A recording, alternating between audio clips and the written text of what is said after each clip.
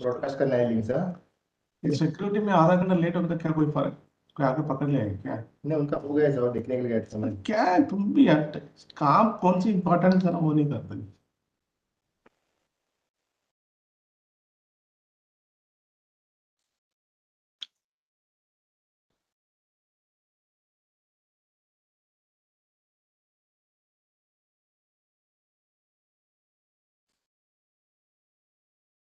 Prasad, Yeah, yeah, this started. it started now. So Yeah, I you can will- check it out. You can check it out on YouTube just once. Yeah, YouTube actually. Yes, I think it is now the link comes. Okay, fine. So we can start now, no? Yeah. Yeah, it is started already. Okay, fine. Yeah, right. So good evening to all the esteemed members of the Ocean Society of India, ladies and gentlemen. The Ocean Society of India conducts the invited talks, which is a part of the webinar series held once in every month. And this talk is arranged from eminent scientists, engineers, academic professionals working in the broad areas of atmospheric and oceanic sciences, ocean engineering and technology, and allied disciplines. And this webinar series is mainly targeted for students, researchers, scientists, engineers, and working professionals in the field of atmospheric, oceanic sciences, ocean engineering, and technology, with a motive to impart and improve the knowledge benefiting the OSA community. So I request all the members to actively participate and get involved in all the lectures under the OSA webinar series that is held every month. So on behalf of the Ocean Society of India, it is my proud privilege to welcome today Dr. Sri Ganesh Jayagopal for this invited talk. Dr. Sri Ganesh will be delivering a talk on the topic Coastal Management Information System for South Indian Coastal States, a topic of relevance for scientists and engineers working in the field of oceanography, ocean engineering, and allied areas. Dr. Sri Ganesh works as a principal scientist at the National Technology Center for Ports, Waterways, and Coasts at IIT Madras, India. He completed his master's degree in applied geology from Anna University in 2005, MPhil in geology from University of Madras in 2006, and PhD in applied geology from the University of Madras in 2017. He has a total work experience of about 18 years, including 1 year abroad. Dr. Sri Ganesh specializes in diverse areas such as geology, covering aspects of ocean, coastal disaster assessment, mitigation, and management using remote sensing and GIS techniques. He also specializes in ocean engineering, basically in the field measurements of tides, waves, and currents. And in coastal environment, he has experience working on the survey with Echo Sounder and RTK GPS for the Shoreline studies.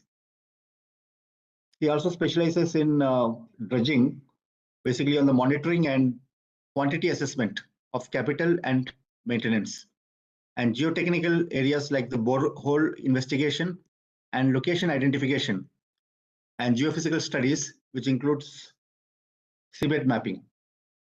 So Dr. Sri Ganesh has delivered several invited guest lectures at several organizations and also published several research articles in peer-reviewed journals and conference proceedings. He is a member of the Marine Technology Society and life member of the Indian Society of Remote Sensing and the Ocean Society of India. Also, he is a reviewer of several journals and resource person for international events such as the Oceans 2022, which was held in February 2022 at IIT Madras, the Indo-German Center for Sustainability, which was held in 2021, the Coastal Information System, that's Management and Engineering, which was held in May 2021, and also the IGCS Winter School that was held during March 2021 and several other national events. So in addition, he is also an executive member for the Chennai chapter of the Indian Society of Remote Sensing from 2020, and also the executive member of the Chennai chapter for the Ocean Society of India from 2021.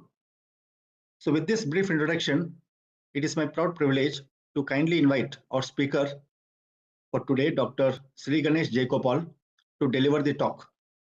The participants are requested that the questions and answer session will be attended after completing the talk, and the questions can be messaged for the speaker in the chat box.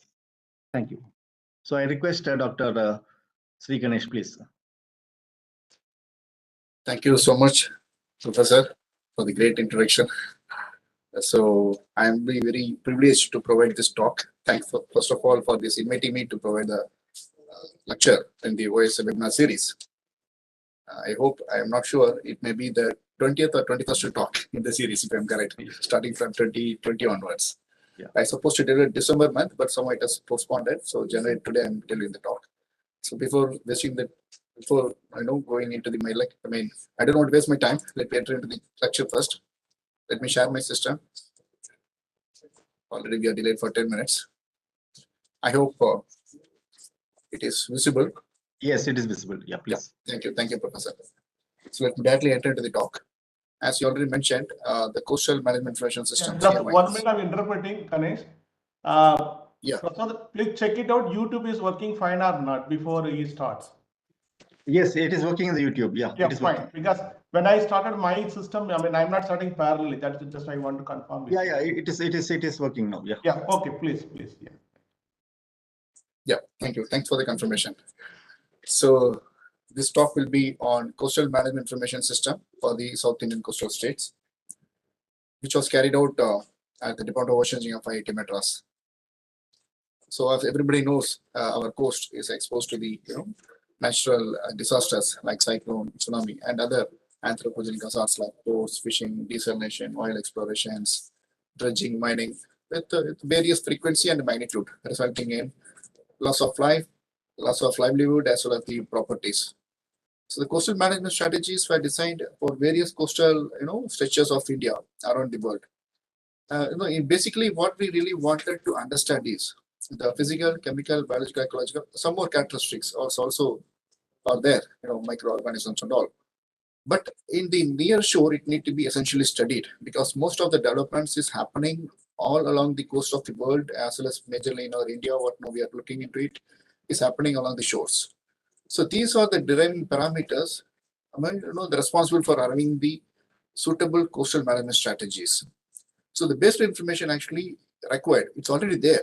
But what need to be done was enhancement, to take a proper decision making while assessing the future changes, as well as for the planning of the development, as well as to prepare the mitigation adaptation policies for the increased hazards. As everybody knows, after the IoT 2004 tsunami only, people started thinking about, tsunami need to be considered in all the structures. Earlier, they used to have a kind of a academic purpose only. The real application started around the world after 26 December 2004. Similarly, what happened in this perspective, the coastal information system was already implemented to provide a basic coastal information, not only for the planners, designers, decision makers, as well as for the researchers, as well as to the academicians, all the coastal ocean community, to make it to create a public awareness. If you look back at the spatial temporal environment in general, it need to be taken into 3 different scales, like geological scale, like we can say that the sea level rise and land subsidence, which need to be studied for not only for 100 years or 10,000 years. It need to be studied from the geological time scale. The x-axis provide the time scale and y-axis provide the distance. So the sea level rise, it cannot be for 1 kilometer, 2 kilometer. It will be for the entire the country, several kilometers of the coast. I will explain this in the future subsequent slides.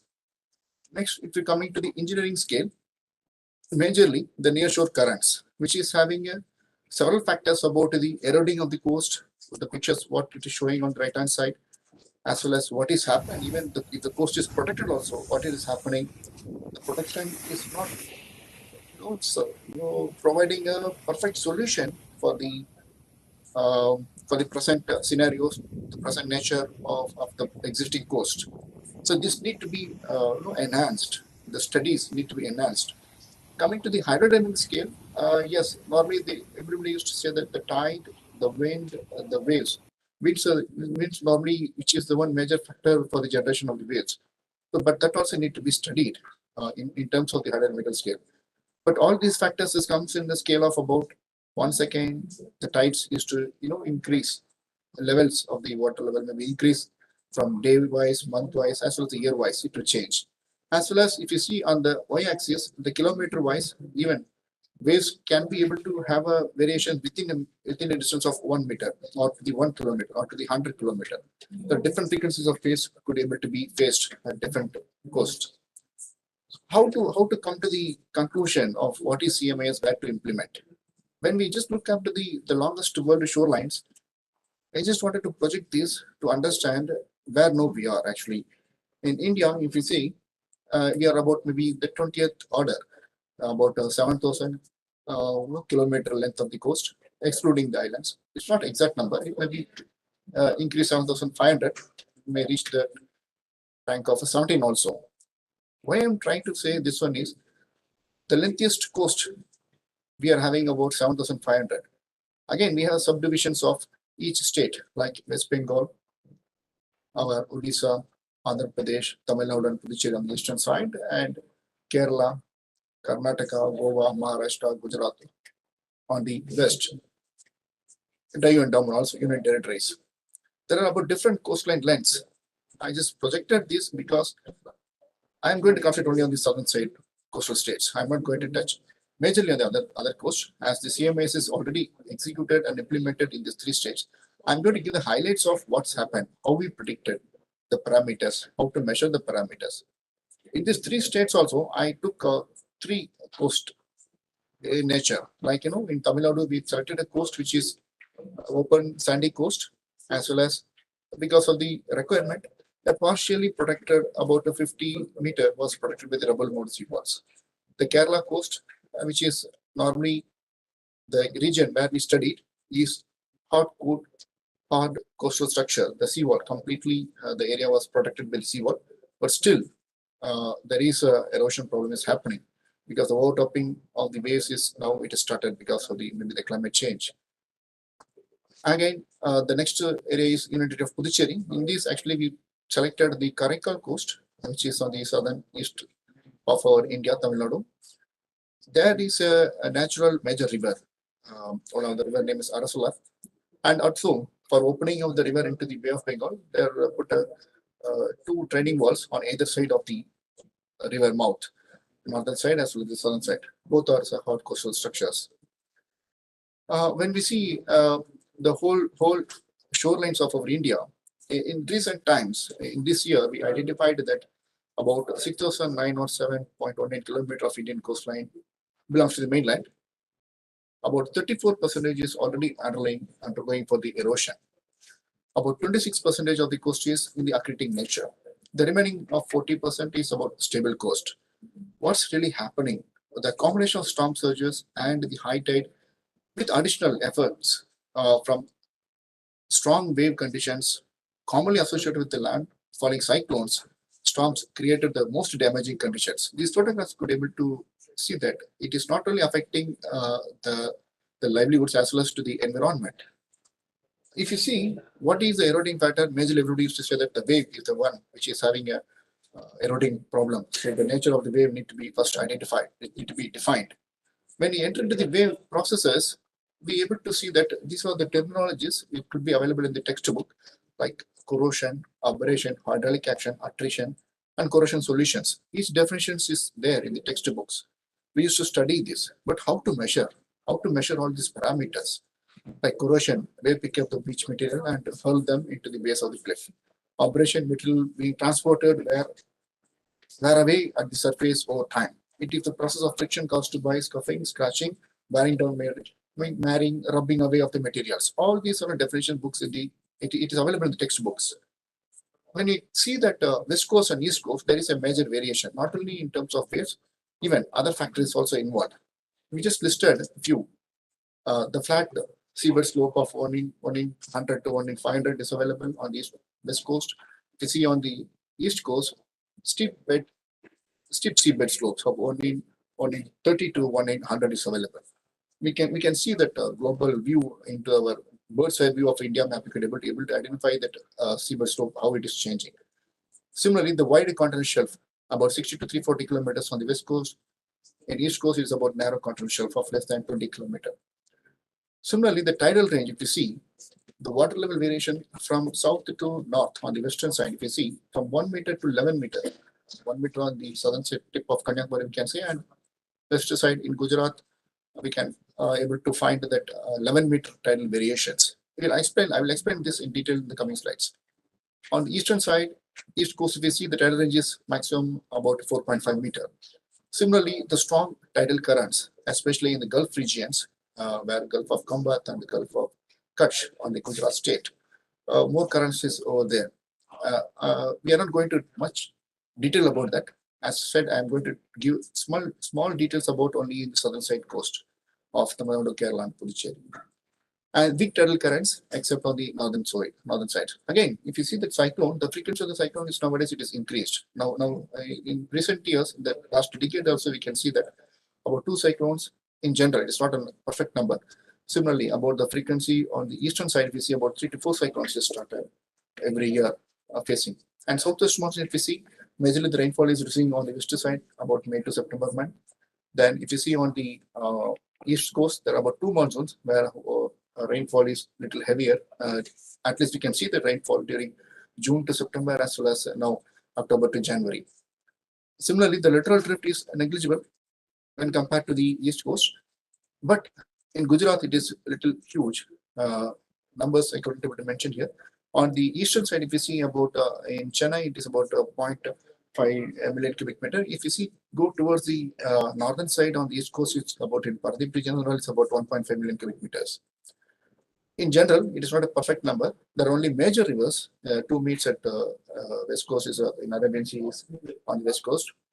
Almost all the rivers is meeting on the Bay of Bengal. That means I'm not to say that there are high source of sediment is flowing into the Bay of Bengal. The bed materials, the seabed materials is clayey and silty clay, except in the southern portion. As well as if you see the east coast, it is about fine sand, except in the northern portions. Coming to the locations of the site, these are the 3 locations I am going to highlight. One is on the Tamil Nadu or Devadari, which is a well-known location near to Mahabalipuram, just north of Mahabalipuram, 5 kilometers, which is the site of a fully sandy beach. And the second site is, as I mentioned, this is Karaikal. This is the right to bottommost figure, which is having Arasula River. Fishing harbor is also inside. This is the river is joining into the Bay of Bengal towards exactly on the east-oriented opening, with having 2 training walls on north and south. And Ponani Harbor, the star mark which is located, which is the site location. If you see on the northern side, there is a Bharatapuzha river it is joining. There is also one more opening, which is also having 2 structures, 2 opening of this river. And again, if you see southern side of the Ponani side, there is one more small inlet is coming and joining into the Arabian Sea. But the site is all these locations. How we define the site? How to choose the site? This is the one major factor. How to decide the site? What are the basic criteria which need to be identified or look into it to selection of the sites? Can we say that the degree of vulnerability or the planned development along this stretch, can we take that as a basic criteria for selection of the site?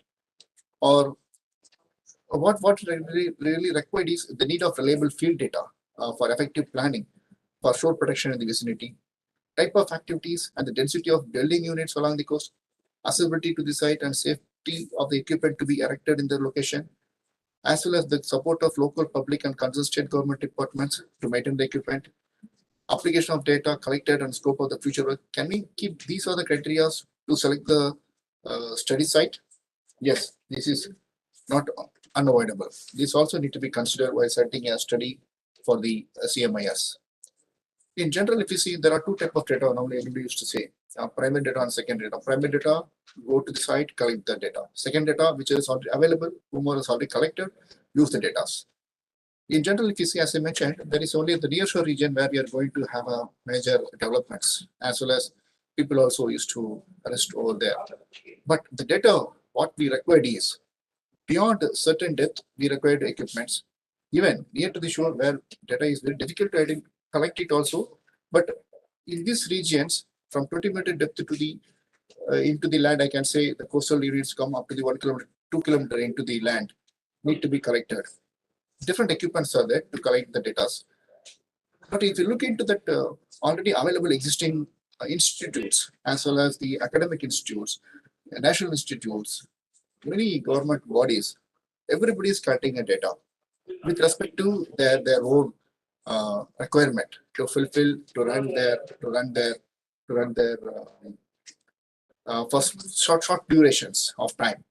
For selected time frame only they used to collect, but not the complete data set everybody is collecting. Though they are collecting, but they're not disseminating, they're not sharing that one to the others. So what we did was, again, we started measuring by our own by deploying many equipments. We procured and again we deployed for the measurements. Each equipment, like for wave measurement, we procured the wave recorder, seabed mounted equipment which is selected for that. And for ocean currents, many of you may be knowing about these terminologies. Those who are not knowing, you can read it into the you can Google it also. You can able to come to the understanding of all the equipments. I'm going to give a glimpse of how we operated, where we deployed, what data we extracted for the information gathering, and the bathymetry using the echosorter, ocean currents using ADCP and recording current meter, tide gauge. There are different types of tide gauges are available. Pressure type, radar type. Again, now we started about water level measurement by manual methods also available. But I'm going to tell about the pressure sensor, how we collected, what we collected. And the river currents, there are single point current meters also available, and CTDs, which can be used only in rivers, and weather station, which is important for in terms of the identification of the wind pattern. And land side, if you see, these are all on the offshore side, near shore and offshore side. Towards coming to the land side, there are about many terminologies like high tide line, low tide line, which need to be collected. How to collect? There are different methodologies of remote sensing and GIS, and inside it is about RTK GPS can be used. And shoreline, where during high tide time, where is the shoreline, during low tide time, where is the shoreline, and beach profile. Each equipment will have its own advantages and disadvantages. So total station also we use. Some other location we use RTK GPS, real-time kinematic global vision systems.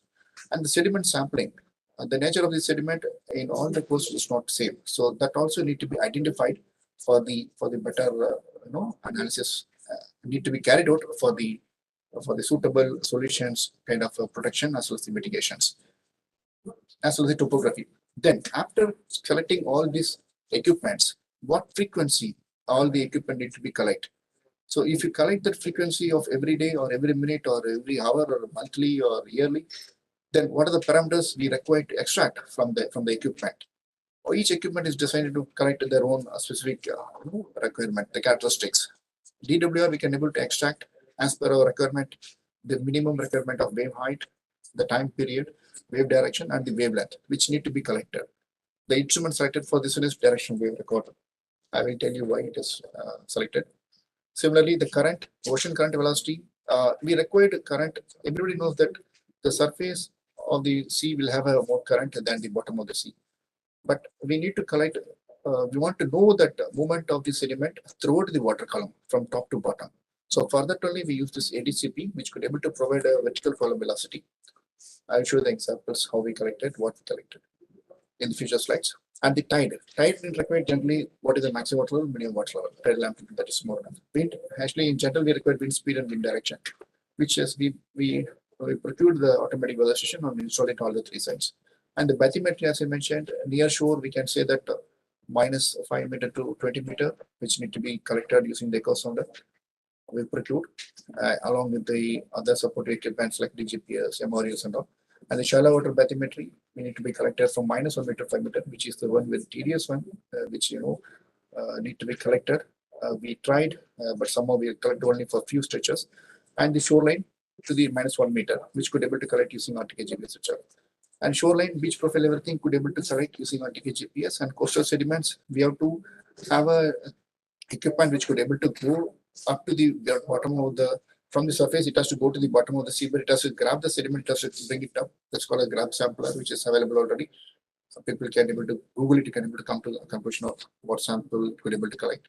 Niskin water sampler, the water sample need to be collected at different water levels, like top, middle, as well as at the bottom, which could able to possible by using this Niskin water sampler. And again, further analysis can be carried out using automatic sea checker for grain size analysis and hydrometer tester for the place analysis and all. The riverine data, where as I mentioned that in Arasul River, in Karikal site, we need to collect that what is the discharge is happening from the river, that also need to be measured.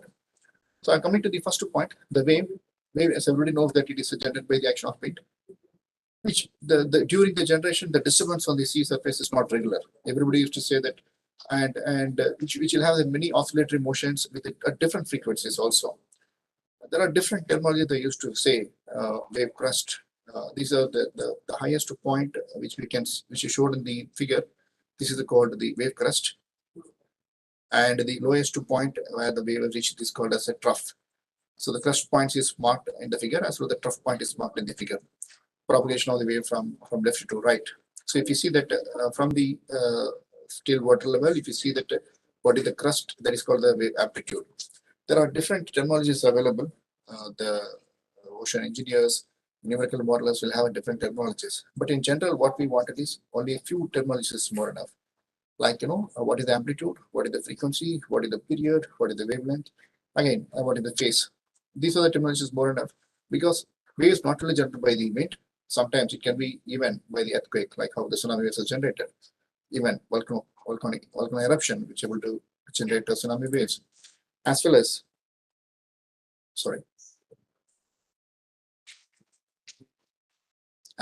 how this landslide could be able to generate. Waves can undergo different kind of actions, like refraction, as well as the reflection, as well as the refraction, as well as the inference. We can see that the small video. I just explained. What is the wave amplitude? The maximum displacement of the wave from the mean position is called the amplitude of the wave. But these waves are, do you think it's regular? No. Sometimes the wave the video which I showed, the what you can say, the berm on the sand, on the shore, water, everybody can able to go and see that this is the maximum water level reached during that time. But some of the scenarios, even the waves can able to overtop the dunes also. So that's what the video shows here. Similarly, the wave frequency, the number of wave crests passing point A at each second. Similarly, wave period, the time required for the wave crest at a point A to reach point B. The figure will self-explanatory. I wanted to show that one of the small video. I'll explain that meantime what it is happening. As I mentioned, we selected a directional wave recorder for the measurement of the wave, and which was carried out by the deployment at some of the location. The video will show that the equipment is already moved with a proper mooring setup, which is procured, and it was brought to the site, which is about 10-meter water depth, where now we are going to exclude this deployment scenarios. We are also part of it. We are scientists, we have to go to the site, we have to do this deployment for the wave measurement. Because wave measurement, there are different methodologies they used to go. This is one another RCM. We will explain this in future. These are the subsurface float, and this is the surface float. So these are the specific equipment designed to collect the what you can say that wave parameters what I showed that earlier.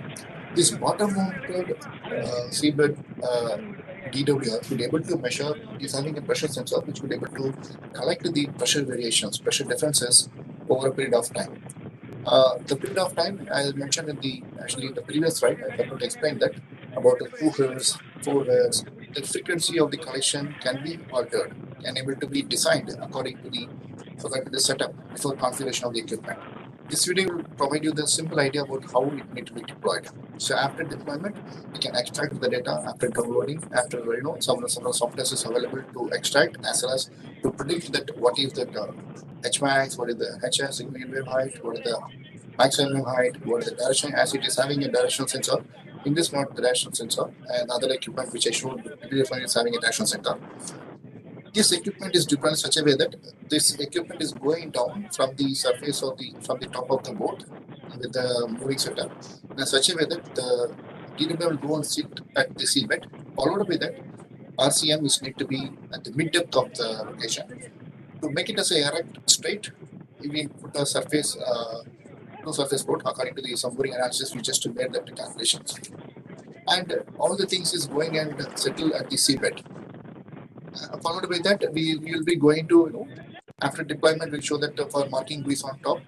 This is a U-type mooring we used to call that. So we'll deploy the another after 20-30 meter. We'll deploy another mooring setup, another marking surface what we used to deploy it. Then we'll keep one of the, to stop the vandalism, we used to keep the 24 bars on collection, surface, again, surveillance boats. These are different equipments. Actually, we can see that in the boat, we have the execution at the site will not be at one single time. For each location, we have to go and we have to come back. So what normally we used to do is we used to have a setup of equipments, like many number of equipment, different locations. This is the setup what now we deployed, what now we saw there. So DWR will go into the seabed, RCM will be on top of the surface boat. Surface of the boat, there is a marking floor. This one only we used to deploy in the site. This is the screenshot is provided you to these entire details about what the setup you want to collect the data. What are the data you need to be collect? Everything is available in the software. If you want to define, you can define it according to your requirement. Like even you could able to measure the tide burst also. So raw wave burst data as well as non-directional wave we can able to collect. Directional wave somewhere you can able to get. Wave frequency spectrum we can collect. Wave directional spectrum we can able to get. Everything you could able to get with respect to the requirement. As well as you could able to provide that what is the minimum time is required, as well as when the memory is going to finish. All these locations could able to provide. So this is the site data, what we collected at the what are the site Karika from, you can see that 16th December to the 18th January of nearly 30 days approximately. We can see that the maximum wave height reached is about during the time of January is reached about 2.1 to 2.2 meter. And if you see that the trend of the wave in this location is decreasing order. That's what the entire summary of this DWR is mentioned. Coming to the current, the ocean currents, as I already mentioned, that ocean water moves horizontally as well as vertically. There are different types of movements, but what really wanted is, as I already mentioned, that we want to measure that entire current from top to the bottom of the water depth. In general, if you see, as I mentioned, there is a more movement from the shore to the up to the -5 meter depth. But in those locations, it's not possible to measure it continuously for a longer period. So that is why we used to go a little beyond, beyond 5 meter, but less than 10 meter. We used to deploy the equipments. Again, in this also, they're having a setup. This is the equipment, what now we use the acoustic Doppler current profiler. It is using the Doppler principle, like, the source and the observer moving towards each other. The frequency heard by the observer is higher than the source frequency. Similarly, the source and the observer moving away from each other, the frequency heard by the observer is lower than the source frequency. This is the formulas, and to be able to derive that what is the velocity of the perfect location, because it could be able to measure that, like user defined, like each and every meter, or if you want to measure each and every 0.5 meter, you could be able to define it. Depends upon your requirement, you could be able to measure all the columns as well as top, middle, or deep. Everything can be able to fix it up by your requirement. As well as not only that, it could be able to even measure the other additional parameters. The same equipment, if you are having good budget, you can be able to go for the other additional sensors also with the same equipment. We use this as a downward looking ADCP, and we deployed it at the 7 meter depth, 7 to 8 meter depth. And this is the right hand side. What you are seeing is a RCM current meter, which could be able to measure the direction and magnitude of the single location. This ADCP could be able to provide the entire vertical profile columns, currents, movements. Generally, what we'll do is we used to deploy, as I mentioned, that about 7 meter water depth. There is a top surface. This is the diagram which shows that the downward looking acoustic Doppler current meter, which will be mounted on the side of the boat, which could be able to measure having some blanking distance of from surface to the up to 2 meter, I can say. 1.9 meter will be a blanking. When beyond that, could be able to measure the depth. As I mentioned, equal intervals of 1 meter could be able to measure. Then the tide burst time, not continuous measurement. We can have to save the battery to collect the continuous data for a longer period. We can do for even 60 meter interval also. We measured the burst interval in 60 meter, and we could be able to have a power from secondary source also. Internal battery is also available. If you want for the additional, you can have use it our additional secondary external batteries also, which could be able to measure the as well as directions, as well as the total magnitude. Some more things I just This is the column on top left. We can see that ADCP on top surface, what is the current direction as well as what is the speed. On the first bin, second bin, third bin, fourth bin, fifth, sixth, seventh. Sometimes you could able to measure, depends upon the tide, the water will increase. You could able to measure the bottom current of 8th meter also, but not continuous for some time. And coming to the tide, which is the one major factor, so everybody could able to see. What are the other two factors which I told was only that normal man cannot be identified, only the ocean engineers, specifically working group of scientific engineers could be able to understand. But the tide could be able to even understand even by the local, any people, whoever is willing to go to the site, they could be able to measure this, can be able to visually identify this, how the tide is very. As I mentioned in the first slide, there is a wide current shelf on the west coast, that's about maximum 330 meters on the near to the Gujarat locations. If you see that, as I mentioned, south to north on the west side, if you see the tidal range is increasing from -1 meter to 11 meter. And on the east coast, you can see the 1 meter to 1 meter to 4.5 meter. These are about the general data. Coastline length of our India 7,916, but still there is a big debate. Each state is debating, each state is claiming that their coastline length is about more than what the total length. If you add that, it will go to even more than 8,000 kilometers also. The mainland coastline, as I mentioned, somewhere it is about more than 6,000, but here if you see about 5,400. That's why it will be some kind of variations. The longest coastline of India, it is Gujarat state, and the longest coastline of Union Territory is about in Andaman, which is the shortest coastline is in our West Bengal, and the Union Territory is about Puducherry. If you see that what is the tide, it is a simple rise and fall of the sea level, influencing by the gravity. That's it. But how it is happening, there is a big science behind that. Don't go into that much. It is a simple attraction force exerted by the earth, sun, and the moon. That's it. Only these three is making the several factors about the tide. So what normally we are seeing is 2 high tides and 2 low tides for every 24 hours in a day. One day, if you visit from morning to night, 24 hours, you can see that on East Coast, I'm telling, in West Coast also, 2 high tides and 2 low tides we can see. That means 2 times water will rise, 2 times water will go in a frequency of once in every 6 hours. So what is happening in general? So this is the one, in a day, there are about different classifications, like diurnal tide, semi-diurnal tide, mixed tide. What it says, diurnal tide means very simple. In a 24 hours, 1 high tide and 1 low tide. That is called diurnal tide. Semi-diurnal, 2 high tides and 2 low tides. That is called semi-diurnal. Our Indian coast is facing that semi-diurnal tide. And mixed semi-diurnal. Coming back, record my words. Only on east side, we are seeing that semi-diurnal tide. On the west side of the coast, we see there's a mixed tide. How to measure this? What it is happening? When I look back into the entire globe, what it is happening, if you see that in our India, we can see here, not only in India, many of the parts we can see that mixed semi-diurnal tide. Most of the location we can see that diurnal tides. Most of the location we can see that semi-diurnal tides. So what it is really happening? Again, there are about another terminology will come into the picture. Spring tide and the neap tide. What it is spring tide? The highest high water level which is reached, that is called the high spring tide. And the neap tide, the lowest low water level is reached during the neap tide. Okay, when it is happening, then when I look back into the in terms of the earth, the sun, and the moon, and the locations, if you see that if all the three is in the same axis, like sun, moon, and the earth, that means the distance between everything is shortened. So the force will be little more. So the spring tide would be able to happen. If all the three is in line, you could be able to make a spring tide. If all the three is at 90 degrees, you could be able to make a neap tides. That is the lowest low water level. Again, coming to the next factor. What is the tidal range? Again, classified into less than 2 meters, it is called as a micro tide. 2 to 4 meters is called as a meso tide. And more than 4 meters is called as a macro tide. We can say that on the west coast, on the west coast or northern side of the west coast is all about micro tidal regions. On the southern side of the west coast, if you see, all are comes under the micro tide and the meso tide. Similarly, on the east side, east coast, we can see that the micro tide will be on the southern side, and the micro tide will be on the middle and the northeast location. I want to give a simple example about how this Gujarat is having a tidal variations majorly, which will give a clear picture about what it is happening. Everybody will be knowing about what is a Gujarat state, how it looks like. There are 2 gulf on the southern side, South of that is Gulf of Kamba, north of that is having Gulf of Kutch.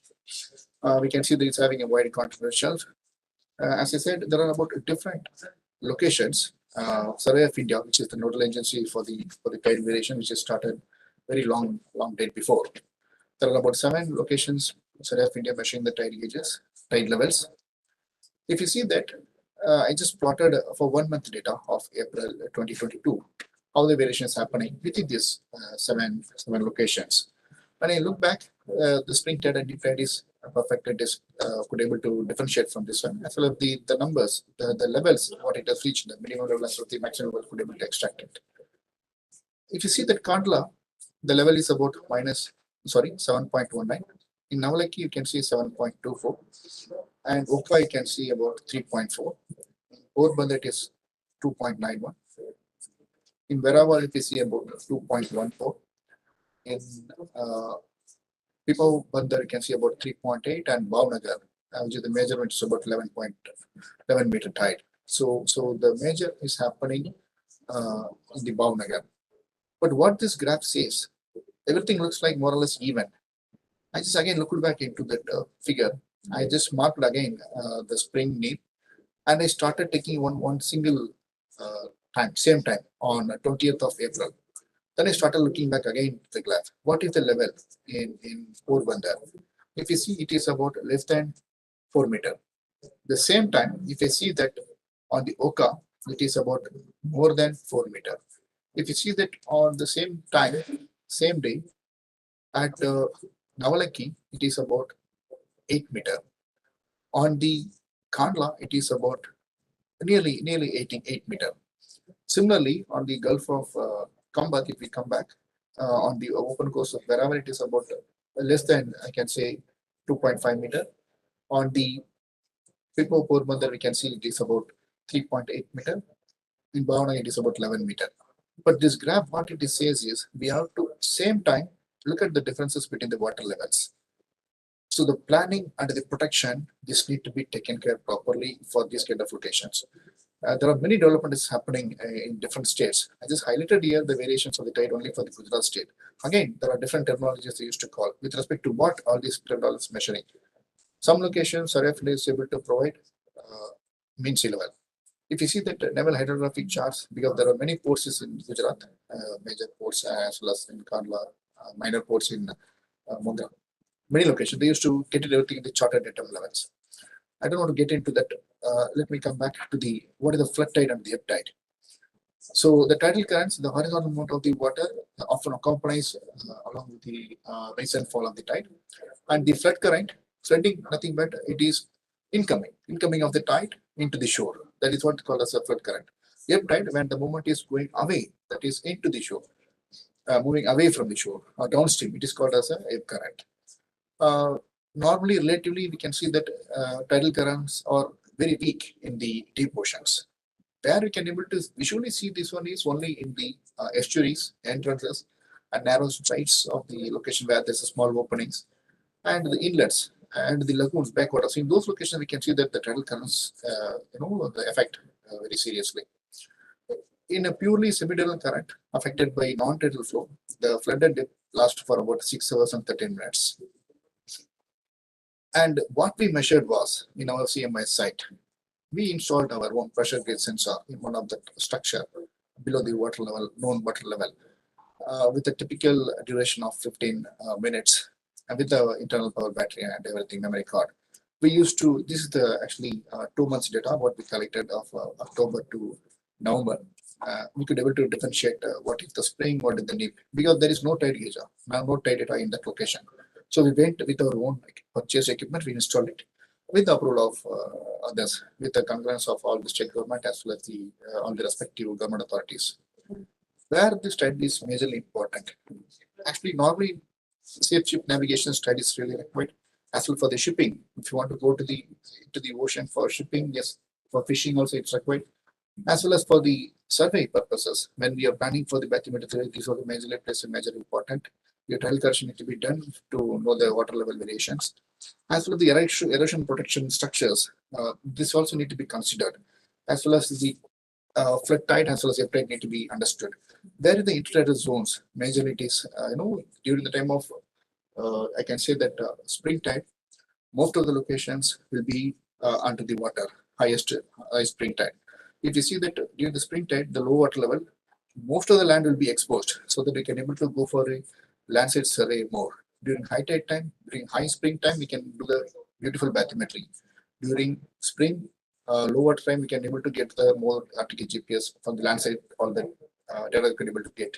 If we come into the wind, as I mentioned, we installed our own, we put the sensors, we installed it for the measurement of the speed, wind speed as well as wind direction. In addition to that, what are the other parameters could able to get, which is selected by our own with our own faculty members.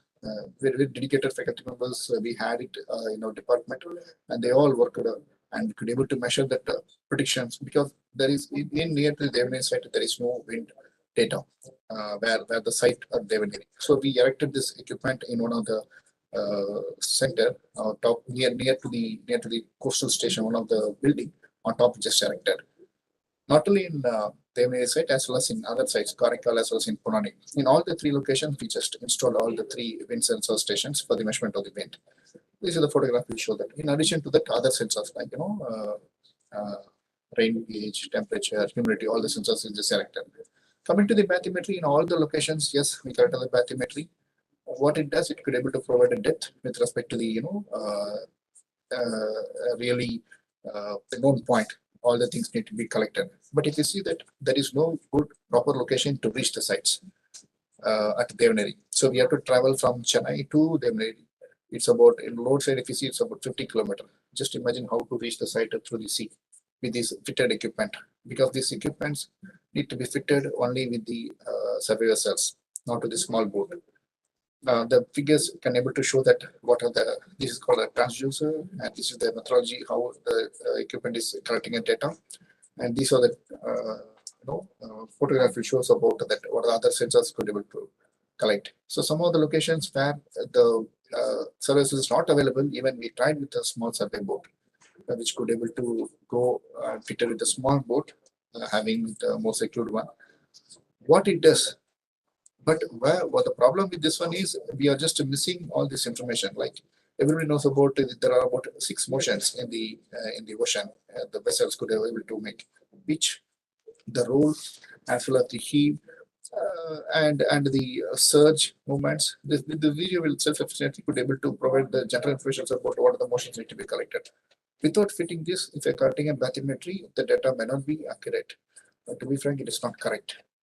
So with that, we just cut the bathymetry for all the 3 sites. This is the bathymetry chart of Karaikal, bathymetry chart of Punani site, and bathymetry chart of our Devaneri site. And we just made with respect to the color coding for beautiful visualizations.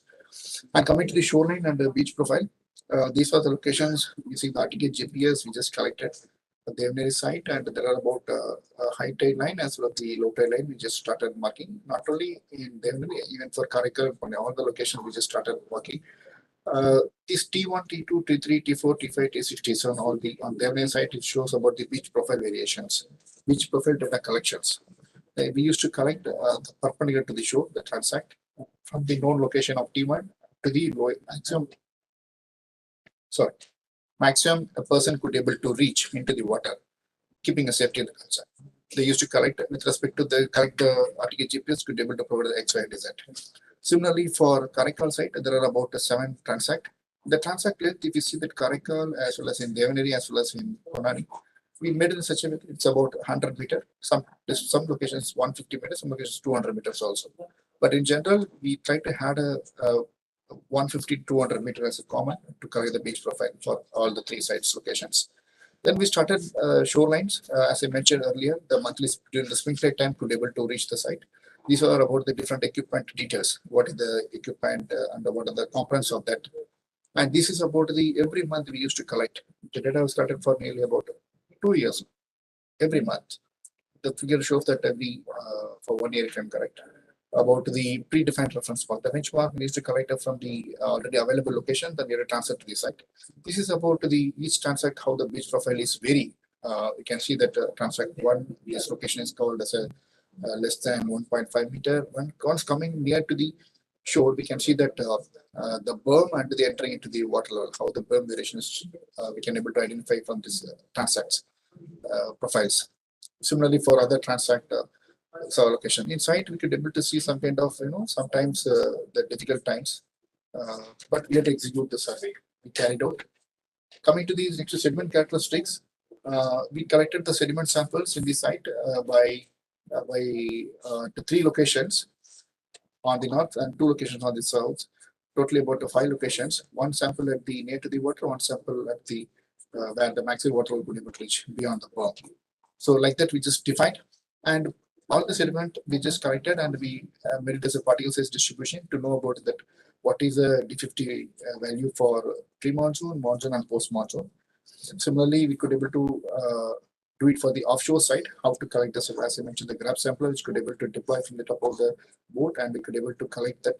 The bottom figure shows that every 2.5 meter interval, we collected that up to maximum 20 meter depth, both seawater as well as seabed sediment. Seawater in such a way that top 1 sample, middle depth 1 sample, bottom 1 sample, like that we collected, and everything is went for several analysis. These are the samples how we collected. After that, we just made different kind of predictions of how the, we analyzed that how the sediments just looks like.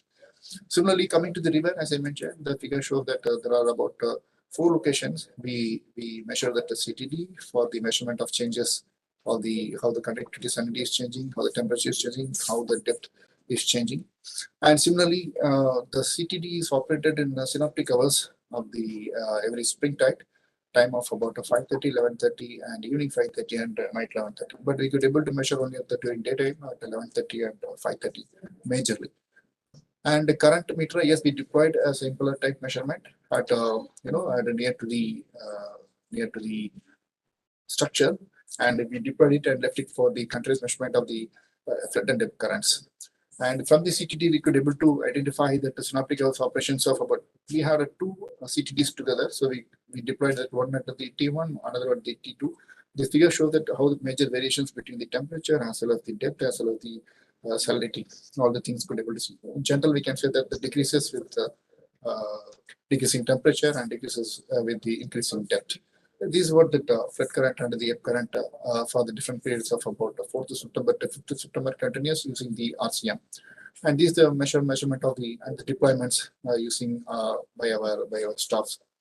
With this, I could able to conclude that the implementation of CMIS, first of its kind in our India, we made a long-term in situ measurements of all the physical characteristics for all the 3 sites in the different oceans of IIT Madras.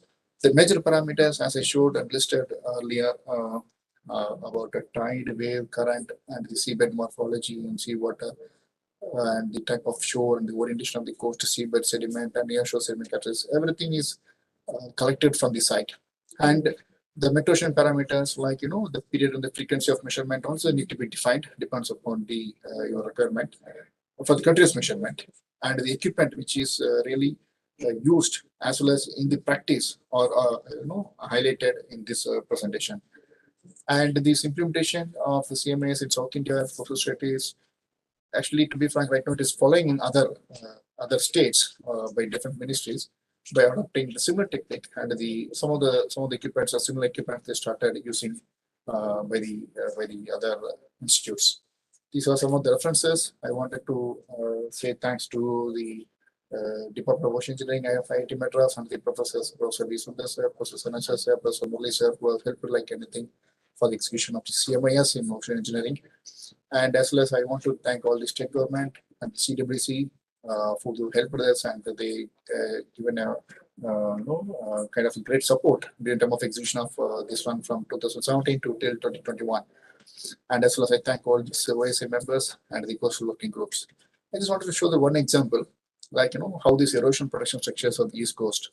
We can see that there are several grants of different lengths and the different distances it has implemented protection of the coastal erosion. Similarly, on the West Coast, you can see again to protect the coast, it has started implementation of the different coastal structures. Everything is after collection of the real scientific parameter data, whatever we saw that in this presentation for the implementation of CMIS.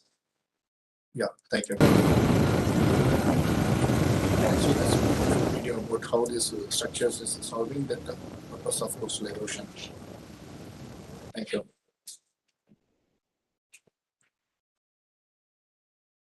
Thank you, Dr. Sri Ganesh. It's very interesting and very important topic that you have covered. So the coastal management information system for the South Indian coastal states.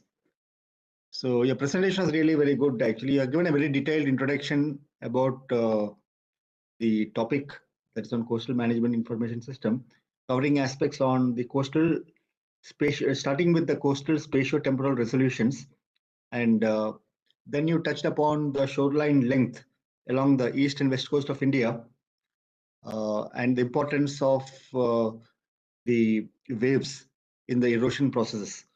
You also elaborated more about the different aspects like the corrosion, the abrasion, the hydraulic action, attrition, and the corrosion, and the solutions which can result from that. Thereafter, actually, you have also very briefly talked about the east and west coast of India and the seabed slopes that we have along both the coastlines.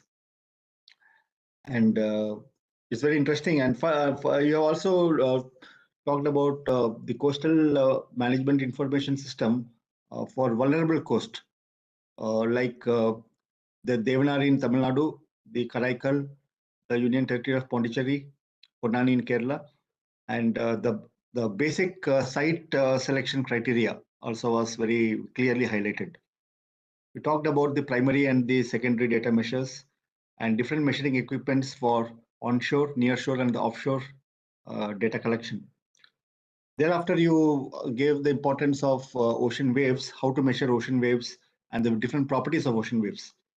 Like you've also showed a very good animation about video and the directional wave rider buoys, the rotating current meters, ADCP, and the complexity of this measurement system actually in collecting the data.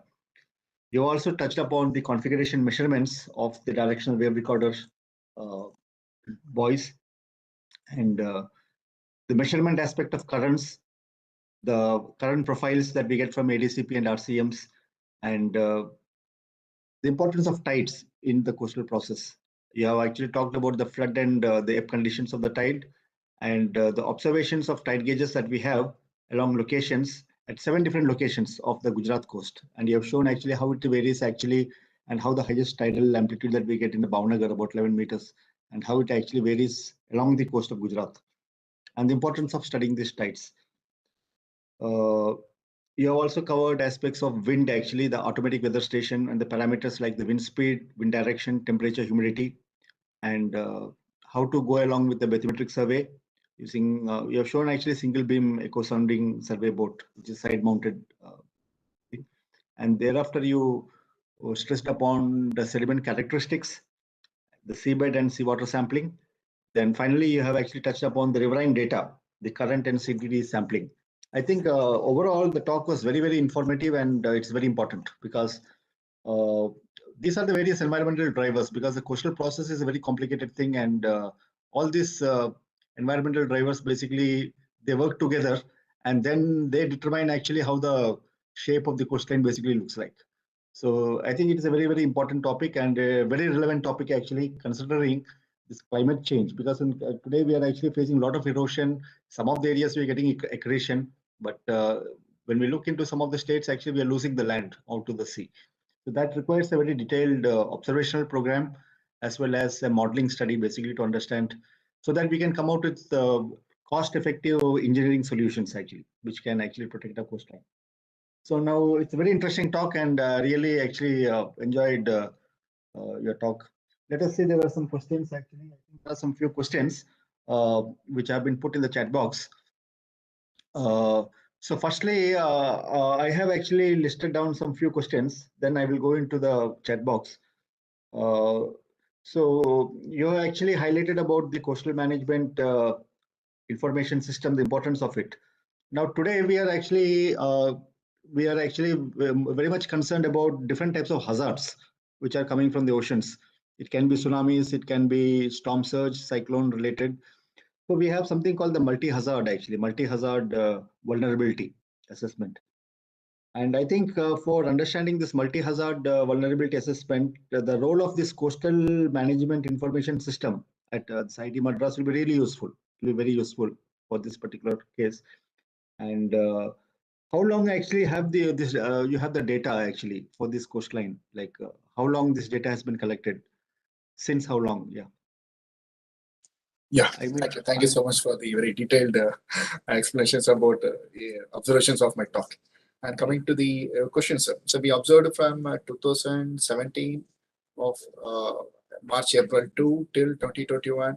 In between 1 year, there's a gap because of this COVID, which is not able to go to the site. We have till 2021 of May. Yeah. Okay. Fine. Thank you. And for the shoreline mapping, since one of this RTK GPS also, you are actually, and the shoreline analysis has also been carried out by your group actually.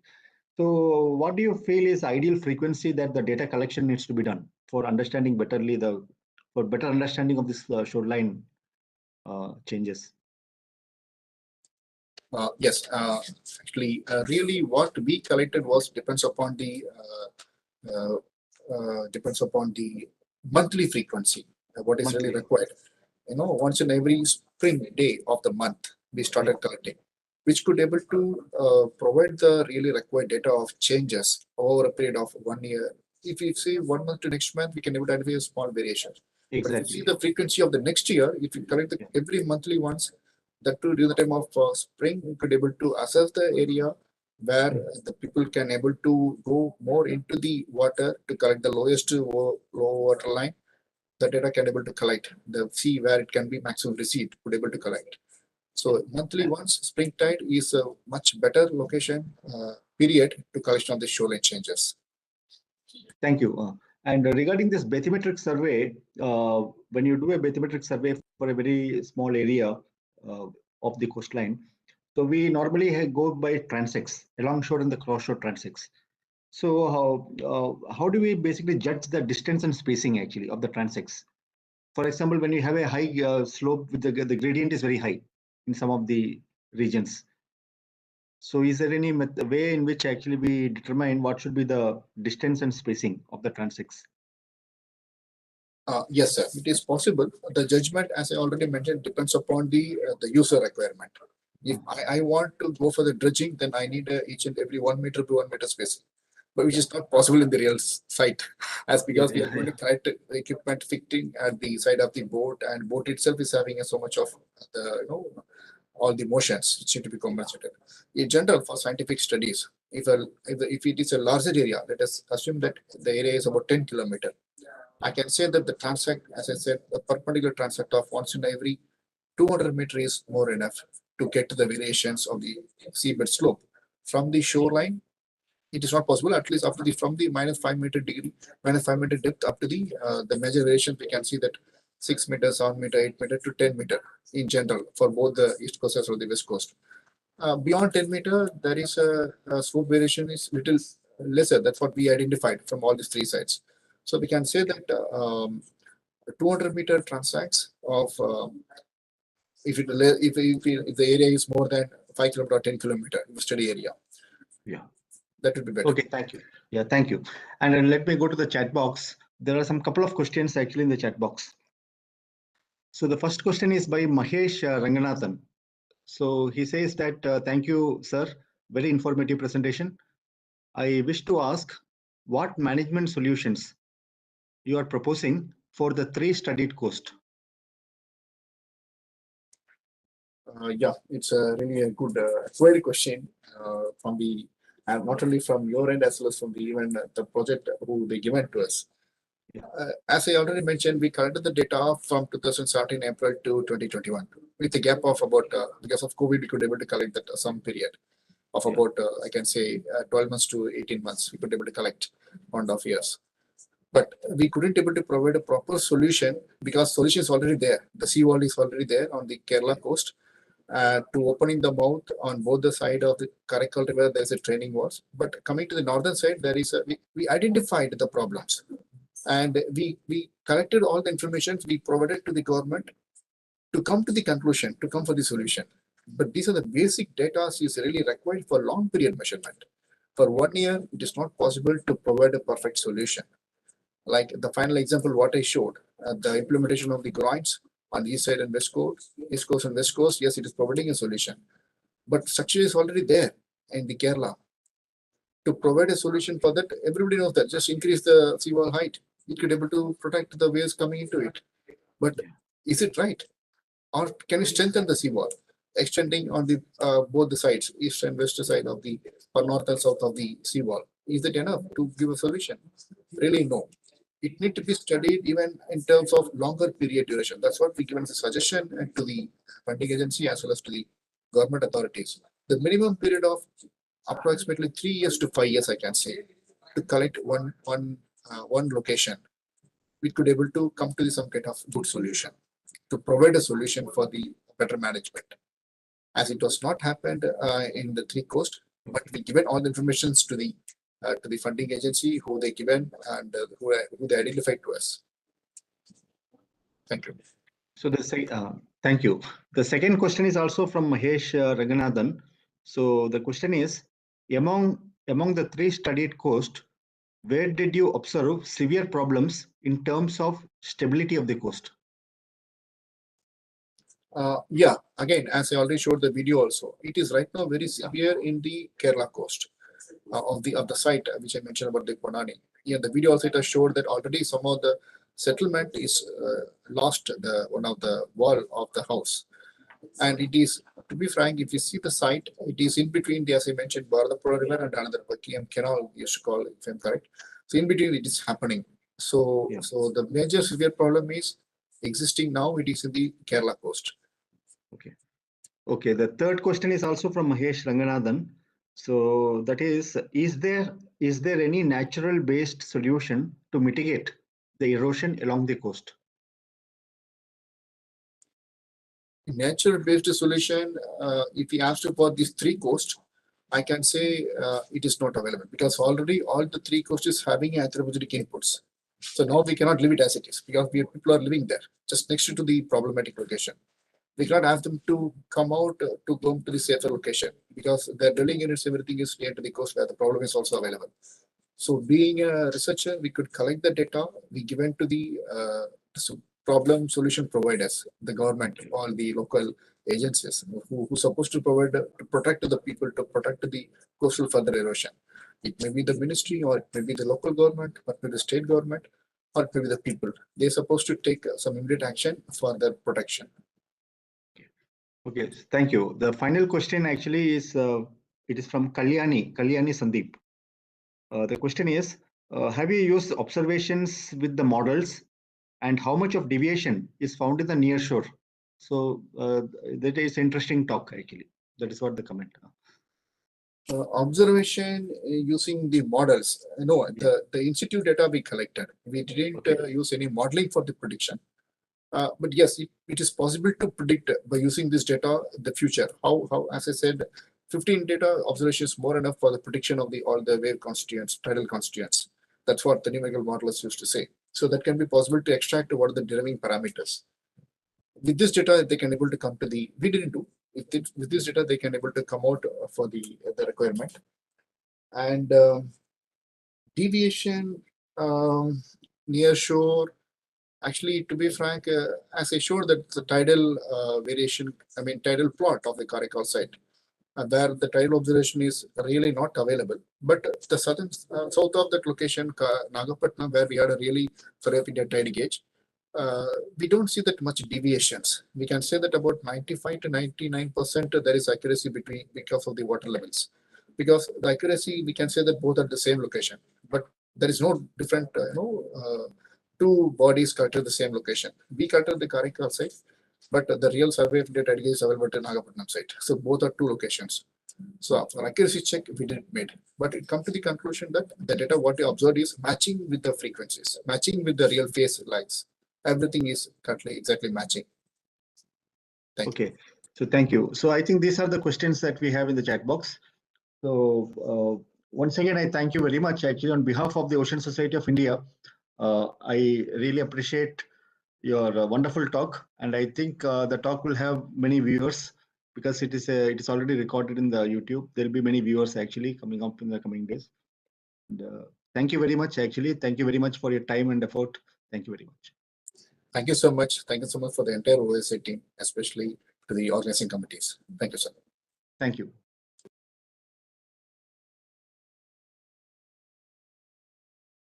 Oscar is done. Oh.